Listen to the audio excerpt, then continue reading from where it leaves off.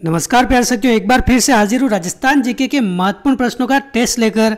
देखिए, ये बार बार जो एग्जाम में प्रश्न पूछे जाते हैं वही क्वेश्चन मैं लेकर आया हूँ। तो बीएसटीसी एग्जाम में भी आपको ये क्वेश्चन हूबहू देखने को मिलेंगे। अधिकांश क्वेश्चन यहाँ से रिपीट होंगे। तो देखिए, अगर शुरुआत करें पहले क्वेश्चन से बिना आपका समय गवाए, तो क्या कह रहा है पहला क्वेश्चन अपने, राजस्थान के इतिहास का पिता किसे कहा जाता है। सिंपल सा क्वेश्चन है, काफ़ी बार एग्जाम में पूछा गया है, कम से कम 10 बार विभिन्न एग्जाम में रिपीट हो चुका है अब तक। तो देखिए, राजस्थान के इतिहास के पिता या फिर पितामह किसे कहते हैं।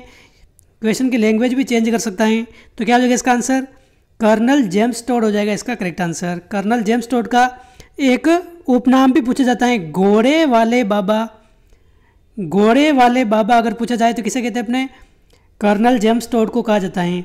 Annals and antiquities of Rajasthan इनकी एक पुस्तक है, annals and antiquities of Rajasthan. ये पुस्तक अपने 1829 में प्रकाशित हुई थी। तो देखिए, राजस्थान का इतिहास सबसे पहले लिखने का काम किसने किया है अपने, कर्नल जेम्स टोड ने किया था, इसलिए इनको राजस्थान इतिहास का पितामह कहा जाता है। अगला प्रश्न है, बूंदी का इतिहास किस में वर्णित है। क्या हो जाएगा इसका आंसर, फटाफट से आप आंसर बताइए इसका। बूंदी का इतिहास अपने किस में वर्णित है, वीर विनोद, पद्मावत, कानड़दे प्रबंध या फिर वंश भास्कर। क्या हो जाएगा इसका आंसर, वंश भास्कर हो जाएगा एकदम करेक्ट आंसर। वंश भास्कर अपने किसकी रचना है, सूर्यमल मिश्रण की रचना है। सूर्यमल मिश्रण ये अपने बूंदी के हाड़ा शासक राम सिंह के दरबारी कवि थे। तो देखिए, बूंदी के दरबारी कवि थे तो अपने बूंदी का इतिहास ही लिखेंगे ये। वंश भास्कर आ जाए तो ये भी अपने सूर्यमल मिश्रण की है। वीर सतसई आ जाए, वीर सतसई रचना, तो ये भी किसकी है, सूर्यमल मिश्रण की हैं। तो ये दोनों काफ़ी बार एग्जाम में पूछी जाती हैं। ऑप्शन डी इसका करेक्ट आंसर हो जाएगा। अगला प्रश्न है क्वेश्चन थर्ड, मछली पकड़ने के लिए कांटा का प्रयोग किस सभ्यता में हुआ है। तो देखिए, मछली पकड़ने के लिए कांटा कहाँ से मिला है अपने, क्या हो जाएगा इसका आंसर, कालीबंगा सभ्यता से, गणेश्वर सभ्यता से, वैदिक सभ्यता से या फिर आहड़ सभ्यता से। क्या होगा इसका आंसर, फटाफट से आंसर बताइए आप इसका। तो देखिए, मछली पकड़ने के लिए कांटा आपने मिला है गणेश्वर सभ्यता से। और देखिए, गणेश्वर सभ्यता अगर पूछा जाए तो देखिए, पहले तो ये अपने किस में था, सीकर जिले में थी पहले, लेकिन वर्तमान में अगर देखें, देखिए कल ही अधिसूचना जारी हुई है अपने नए जिलों की। तो देखिए, सीकर में अपने जो नीम का थाना तहसील थी पहले, उसमें ये सभ्यता स्थित थी, लेकिन वर्तमान में अपने नीम का थाना क्या हो गया है, नीम का थाना अपने एक जिला बन गया है। तो नीम का थाना जिले में स्थित है अपने गणेश्वर सभ्यता। किस नदी के किनारे, कांतली नदी के किनारे। तो आप ध्यान रखें। देखिए, आपके एग्ज़ाम काफ़ी नज़दीक है, 20 दिन ही बचे हैं मात्र। तो देखिए, अभी तो आपको पुराने वाला याद रखना है। हो सकता है ये ऑप्शन में नहीं दे और यही दे दे, तो ये आपको सीकर अगर ऑप्शन में आ जाए तो सीकर ही करके आना है। लेकिन जो नए एग्जाम में अगर कोई पूछा जाएगा तो नीम का थाना जिला पूछा जाएगा अपने। तो आप ध्यान रखें ये दोनों बात। तो ऑप्शन बी इसका करेक्ट आंसर है। अपने यहाँ से मछली पकड़ने का कांटा प्राप्त हुआ है और ये कांतली नदी के किनारे स्थित है, कांतली नदी के किनारे। क्वेश्चन 4 है, आहड़ का प्राचीन नाम क्या था अपने, ताम्रवती नगरी, आगाटपुर, धूलकोट या उपयुक्त सभी। तो मैंने काफ़ी बार आपको बताया है, आहड़ को अपने ताम्रवती नगरी के नाम से भी जानते हैं, आगाटपुर के नाम से भी जानते हैं, धूलकोट सभ्यता भी कहते हैं।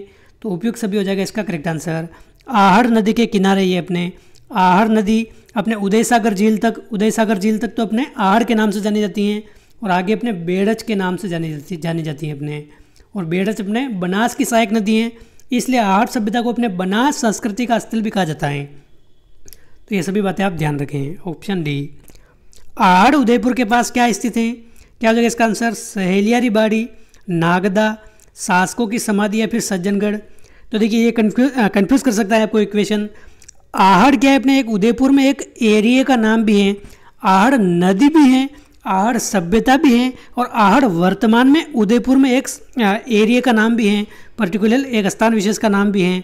तो देखिए, आहड़ उदयपुर में अपने ये शासकों की समाधियाँ स्थित हैं। शासकों की समाधियाँ, वहाँ पर तरह तरह की कई सारी समाधियाँ बनी हुई हैं। और सबसे प्राचीन समाधि अगर पूछी जाए तो अमर सिंह प्रथम जो महाराणा प्रताप के पुत्र थे, इनकी छत्रियाँ सबसे प्राचीन। तो आप ध्यान रखें, ऑप्शन सी हो जाएगा इसका करेक्ट आंसर। इनको महासतिया के नाम से जाना जाता है। क्या कहते हैं अपने, महासतिया कहा जाता है इनको। तो ऑप्शन सी इसका करेक्ट आंसर। बाकी देखिए, सहेलियों की बाड़ी भी अपने कहाँ है, उदयपुर में है, नागदा भी अपने उदयपुर में है, सज्जनगढ़ जिसे मानसून पैलेस के नाम से जानते हैं ये भी अपने उदयपुर में है। बासंदरा की पहाड़ी पर स्थित है अपने सज्जनगढ़, इसको मानसून पैलेस के नाम से भी जानते हैं। तो देखिए क्वेश्चन का आंसर क्या हो जाएगा, अपने शासकों की समाधियाँ हैं, महासतिया के नाम से जानते हैं इनको, महासतिया। अगला प्रश्न है, जनपद काल में गंगानगर व हनुमानगढ़ का क्षेत्र क्या कहलाता था? क्या हो जाएगा इसका आंसर? तो देखिए सीधा आप आंसर ध्यान रखें, योद्धे कहा जाता था इनको, योद्धे, ऑप्शन सी। देखिए गंगानगर में अगर बात करें तो अनूपगढ़ अलग से जिला बना दिया है अपने, पहले एक तहसील थी अनूपगढ़, उसको अलग जिला बना दिया है अभी। तो देखिए योद्धे हो जाएगा इसका करेक्ट आंसर। परम भट्टारक महाराजा धीराज परमेश्वर की उपाधि किसने धारण की थी? ये अपने गुर्जर प्रतिहार वंश के संबंधित हैं। तो देखिए ये उपाधि अगर आ जाए परम भट्टारक महाराजा धीराज परमेश्वर की उपाधि, तो क्या हो जाएगा इसका आंसर? नागभट्ट। और नागभट्ट भी कौन सा? नागभट्ट सेकंड हो जाएगा इसका करेक्ट आंसर। ये उपाधि किसने धारण की थी अपने? नागभट्ट सेकंड ने। परम भट्टारक महाराजा धीराज परमेश्वर की उपाधि अपने नागभट्ट सेकंड ने धारण की थी। और देखिए एक उपाधि अपने आती है कौन सी? एक आती है अपने आदि वराह की उपाधि, जैसे आगे भी क्वेश्चन आ सकता है, वैसे आगे क्वेश्चन आ रहा है। आदि वराह की उपाधि अपने किसकी है? मिहिर भोज की है, आदि वराह की। और एक प्रश्न आता है अपने मलेच्छों का नाशक किसे कहा जाता है? मलेच्छों का नाशक, तो मलेच्छों का नाशक अपने नागभट्ट फर्स्ट को कहा जाता है, ये भी आप ध्यान रखें। और देखिए एक क्वेश्चन आता है अपने, देखिए आप कंफ्यूज हो जाओगे, फिर भी आप खैर देख ही लीजिए, कोई बात नहीं, ज़्यादा सुनोगे तो ज़्यादा याद होगा, बार बार आप इनको देखोगे तो याद हो जाएगा। तो देखिए वस्त्रराज को क्या कहा जाता है अपने? इनको कहा जाता है रणहस्तिन। रणहस्तिन की अगर उपाधि आ जाए तो किसे कहते हैं अपने? वस्त्रराज को कहते हैं। आदि वराह की उपाधि आ जाए, आदि वराह, तो किसे कहते हैं अपने? मिहिर भोज को कहते हैं। परम भट्टारक महाराजा धीराज परमेश्वर की उपाधि आ जाए तो नागभट्ट सेकंड को कहते हैं। मलेच्छों का नाशक अगर आ जाए तो मलेच्छों का नाशक अपने नागभट्ट प्रथम को कहते हैं। ये सभी बात आप ध्यान रखें। तो इसका आंसर अगर पूछा जाए तो क्या है अपने? इसका क्वेश्चन का आंसर ऑप्शन बी हो जाएगा सही आंसर। अगला प्रश्न है, किस प्रतिहार राजा के काल में ग्वालियर प्रशस्ति की रचना की गई? ग्वालियर प्रशस्ति की रचना किस प्रतिहार राजा के काल में की गई थी अपने? तो देखिए मिहिर भोज के काल में की गई, ऑप्शन ए हो जाएगा इसका करेक्ट आंसर। मिहिर भोज को क्या कहते हैं अपने? आदि वराह की उपाधि अपने किसकी है? मिहिर भोज की है, ये आप ध्यान रखें। अगला प्रश्न है, किस प्रतिहार राजा, देखिए आदि वराह का एक क्वेश्चन आ गया, आदि वराह की उपाधि किसकी है अपने? मिहिर भोज की है, ऑप्शन सी हो जाएगा इसका करेक्ट आंसर। क्वेश्चन 10 है, प्रतिहार साम्राज्य का वास्तविक संस्थापक किसे माना जाता है? तो देखिए प्रतिहार साम्राज्य का वास्तविक संस्थापक अगर पूछा जाए तो अपने नागभट्ट प्रथम को माना जाता है, नागभट्ट प्रथम को। और इनको अपने क्या कहा जाता है? अभी हमने देखा है मलेच्छों का नाशक भी कहा जाता है। मलेच्छों का नाशक अगर पूछा जाए तो ग्वालियर प्रशस्ति में अपने किसको कहा गया है? नागभट्ट प्रथम को कहा गया है। तो इनको वास्तविक संस्थापक कहते हैं, ऑप्शन ए इसका एकदम करेक्ट आंसर है।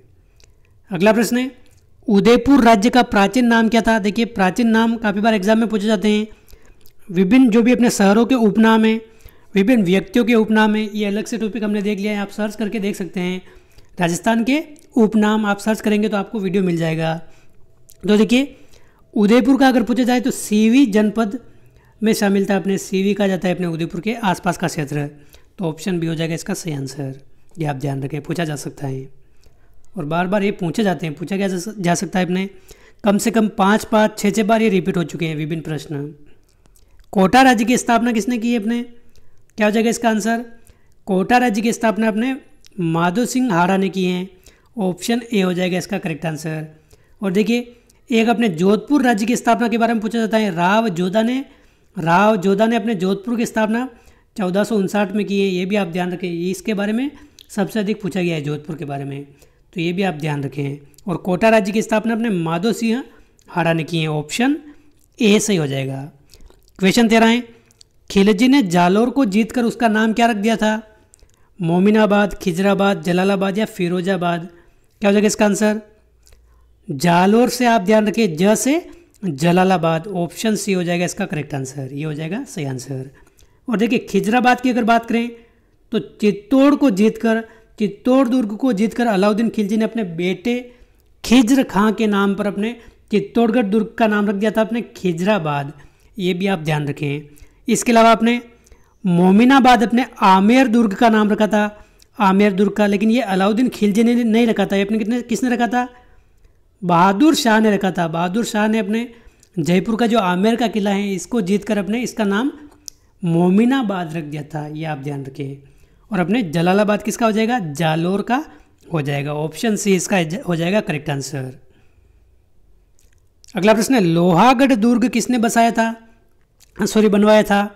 तो देखिए लोहागढ़ दुर्ग को बनाने वाले कौन है? अपने सूरजमल। ऑप्शन डी हो जाएगा इसका करेक्ट आंसर। सूरजमल के उपनाम भी अगर पूछा जाए तो सूरजमल को अपने जाटों का अफलातून कहा जाता है, जाटों का अफलातून कहा जाता है इनको। तो ये भी आप ध्यान रखें, ये भी पूछा जाता है। ऑप्शन डी सही आंसर हो जाएगा। अगला प्रश्न है, सवाई माधोसिंह द्वितीय ने किस दुर्ग में अपने 9 पासवानों के लिए एक जैसे 9 महल बनवाए थे? तो क्या हो जाएगा इसका आंसर? देखिए ये क्वेश्चन हमने पिछले वीडियो में भी देखा था, इसमें थोड़ी लैंग्वेज चेंज है, उसमें थोड़ा अलग तरीके से देखा था। तो यह आपको याद होना चाहिए। अपने किसने बनाए थे? अपने माधो सिंह ने। कहाँ बनाए थे? अपने नाहरगढ़ दुर्ग में। नाहरगढ़ को अपने सुदर्शनगढ़ के नाम से भी जानते हैं, सुदर्शनगढ़। सुदर्शनगढ़ अगर आ जाए तो किसे कहते हैं? अपने नाहरगढ़ को कहते हैं। तो ऑप्शन ए हो जाएगा इसका करेक्ट आंसर। 9 पासवानों के लिए अपने 9 एक जैसे महल बनाए थे माधो सिंह ने। ऑप्शन ए हो जाएगा इसका करेक्ट आंसर। अगला प्रश्न है, निम्नलिखित में से दानवन दुर्ग कौन सा नहीं है? सोनारगढ़, बटनेर, अचलगढ़ या चूरू का किला? देखिए सबसे पहले तो आप ध्यान रखिए, दानवन दुर्ग किसे कहते हैं? जो अपने चारों ओर मरुस्थल से घिरा हुआ हो, मरुस्थल से घिरा हुआ हो उसको बोलते हैं अपने दानवन दुर्ग। तो देखिए इनमें से दानवन दुर्ग कौन सा नहीं है? देखिए सोनारगढ़ अपने दानवन दुर्ग हैं, बटनेर दुर्ग अपने हनुमानगढ़ में, ये भी दानवन दुर्ग हैं, मरुस्थल से घिरा है। चूरू भी अपने दानवन दुर्ग हैं। लेकिन देखिए अचलगढ़ अपने कहाँ स्थित हैं? सिरोही में स्थित हैं, सिरोही। और सिरोही में अपने चारों ओर पहाड़ी क्षेत्र हैं, तो मरुस्थल तो होगा नहीं, सिंपल सी बात है। और पहाड़ों में बने हुआ दुर्ग को अपने क्या कहते हैं? गिरी दुर्ग कहते हैं। तो अपने गिरी दुर्ग का उदाहरण है। ऑप्शन सी हो जाएगा इसका सही आंसर। अचलगढ़ अपने का है सिरोही में है। क्वेश्चन 17 है, मैंने इतना मजबूत व सुरक्षित किला पूरे हिंदुस्तान में नहीं देखा, ये शब्द तैमूर ने किस किले के लिए कहा था? तो देखिए तैमूर लंग ने अपने किस किले के लिए कहा था? अपने बटनेर, जूनागढ़, लोहागढ़ या तारागढ़? क्या हो जाएगा इसका आंसर? कि मैंने इतना सुरक्षित व मजबूत किला हिंदुस्तान में कहीं नहीं देखा, ये कहा था अपने बटनेर दुर्ग के लिए। किसने कहा था? तैमूर लंग ने। तो देखिए ऑप्शन ए हो जाएगा इसका करेक्ट आंसर। ये अपने हनुमानगढ़ जिले में स्थित हैं। और बटनेर दुर्ग को बनाने वाले कौन है? अपने भूपत राजा ने बनाया था, बाटी शासक राजा भूपत ने बनाया था। तो ऑप्शन ए हो जाएगा इसका करेक्ट आंसर। और देखिए सबसे अधिक विदेशी आक्रमण अगर किसी ने झेला है तो अपने बटनेर दुर्ग ने झेला है। ऑप्शन ए हो जाएगा सही आंसर। अगला प्रश्न है, किस रियासत ने 600 मुजाहिद बहादुर शाह जफर की सहायतार्थ 1857 की क्रांति के समय दिल्ली भेजे थे? तो देखिए 1857 की क्रांति के समय अपने 600 मुजाहिद अपने बहादुर शाह जफर की सहायता के हेतु अपने किसने भेजे थे? अपने टोंक के शासक ने भेजे थे। ऑप्शन डी हो जाएगा इसका करेक्ट आंसर। टोंक का नवाब कौन है अपने 1857 की क्रांति के समय? तो अपने वजीरुद्दौला हैं, वजीरुद्दौला। कौन है? अपने वजीरुद्दौला। आप ध्यान रखें, ऑप्शन डी हो जाएगा इसका करेक्ट आंसर। और देखिए टोंक ऐसी रियासत थी जहाँ पर 1857 की क्रांति में महिलाओं ने भी भाग लिया था, महिलाओं ने भी। तो ये भी आप ध्यान रखना चाहे तो रख सकते हैं। अगला प्रश्न है, रामचंद्र और हीरालाल के नेतृत्व में कहाँ विद्रोह हुआ था? कोटा, अलवर, धौलपुर या एरिनपुरा में? क्या हो जाएगा इसका आंसर? तो देखिए राम और हीरा का नेतृत्व अगर पूछे तो धौलपुर आप ध्यान रखें। रामचंद्र और हीरालाल इन्होंने अपने धौलपुर में विद्रोह किया था। और देखिए एक प्रश्न ऐसा भी पूछा जाता है कि ऐसी कौन सी रियासत है या फिर ऐसा कौन सा स्थान है जहाँ पर विद्रोह भी अपने बाहरी सैनिकों ने किया था, बाहरी लोगों ने किया था, और विद्रोह को शांत करने वाले भी कौन है? बाहरी थे। तो क्या हो जाएगा इसका आंसर? ये भी अपने धौलपुर हैं। धौलपुर में अपने विद्रोह शांत करने वाले कौन है? अपने पटियाला से सेना आई थी, पटियाला से सेना आई थी शांत करने के लिए। तो ऑप्शन सी हो जाएगा इसका करेक्ट आंसर। रामचंद्र और हीरालाल अपने धौलपुर क्रांति हो जाएगा एकदम सही आंसर। धौलपुर के शासक कौन थे? अपने भगवंत सिंह अपने धौलपुर के शासक थे, भगवंत सिंह। क्वेश्चन 20 है, राजस्थान जाट क्षेत्रीय सभा की स्थापना कब की गई है? तो देखिए राजस्थान जाट क्षेत्रीय सभा की स्थापना 1931 में की गई है। ऑप्शन ए आप ध्यान रखें, 1931 में। 1919 में राजस्थान सेवा संघ की स्थापना कहाँ की गई? क्या हो जाएगा इसका आंसर? काफ़ी बार एग्जाम में पूछा जाता है। तो राजस्थान सेवा संघ की स्थापना अपने वर्धा महाराष्ट्र में की गई थी। वर्धा गए अपने महाराष्ट्र में। ऑप्शन सी इसका सही आंसर है। कब की गई थी? 1919 में। क्वेश्चन देखिए 21 के बाद सीधा ये 25 आ गया है, हो सकता है बीच में से ये कट गया है क्वेश्चन। क्या कोई बात नहीं। क्वेश्चन 25, हटुंडी अजमेर में 1927 में गांधी आश्रम की स्थापना किसने की है? क्या हो जाएगा इसका आंसर? तो देखिए हटुंडी अजमेर में 1927 में अगर बात करें तो गांधी आश्रम की स्थापना किसने की है? क्या हो जाएगा इसका आंसर? तो देखिए गांधी आश्रम की स्थापना करने वाले कौन है? अपने हरिभाऊ उपाध्याय। ऑप्शन डी हो जाएगा इसका करेक्ट आंसर। हरिभाऊ उपाध्याय ने अपने गांधी आश्रम की स्थापना की थी। तो ऑप्शन डी है इसका करेक्ट आंसर। और देखिए ये जो बीच में क्वेश्चन छूटे हैं वो आप सीधे इसे देख लीजिए। जैसे एक क्वेश्चन था आपने जैसलमेर प्रजामंडल की स्थापना किसने की थी? जैसलमेर प्रजामंडल की स्थापना किसने की थी? तो देखिए ये आप ध्यान रख सकते हैं 1945 में जैसलमेर प्रजामंडल की स्थापना हुई है। 1945 में ये आप ध्यान रखें। और किसके द्वारा की गई है? अपने मीठालाल व्यास के द्वारा की गई है। ये आप ऐसे याद रख सकते हैं। मीठालाल व्यास के द्वारा जैसलमेर प्रजामंडल की स्थापना 1945 में की गई है। एक तो क्वेश्चन ये था अपने 22वां क्वेश्चन। और 23वां क्वेश्चन ये आप ध्यान रखें, अपने राजस्थान में एकीकरण कितने चरणों में पूरा हुआ है? तो राजस्थान में एकीकरण 7 चरणों में पूरा हुआ था। कितने? 7 चरणों में। और इसकी शुरुआत कब हुई थी? एक क्वेश्चन भी था। तो देखिए इसकी शुरुआत कब हुई थी? अपने 18 मार्च 1948 के दिन इसकी शुरुआत हुई थी। तो आप ध्यान रखें 18 मार्च 1948 से शुरू होकर अपने 1 नवंबर 1956 तक अपने राजस्थान का एकीकरण चला था। अपने कितने वर्षों तक? तो 8 वर्ष 7 माह और 14 दिन तक अपने ये एकीकरण चला था। फिर से देख लीजिए क्या है अपने क्वेश्चन। देखिए अपने राजस्थान का एकीकरण कितने चरणों में पूरा हुआ है? अपने 7 चरणों में। कब शुरू हुआ था? 18 मार्च 1948 के दिन। पहला चरण का नाम क्या था? अपना मत्स्य संघ। पहला चरण का नाम अपने मत्स्य संघ था। और अपने इसको एकीकरण पूरा होने में वर्तमान राजस्थान बनने में कितने साल लगे थे? 8 वर्ष 7 माह 14 दिन, इतना समय लगा था अपने। तो आप ध्यान रखें ये हो जाएगा 23वां क्वेश्चन। और देखिए 24वां क्वेश्चन ये था अपने कि ऐसी कौन सी रियासत है जिसके शासक ने एकीकरण पर हस्ताक्षर करते समय ये कहा था कि मैं अपने डेथ वारंट पर हस्ताक्षर कर रहा हूँ।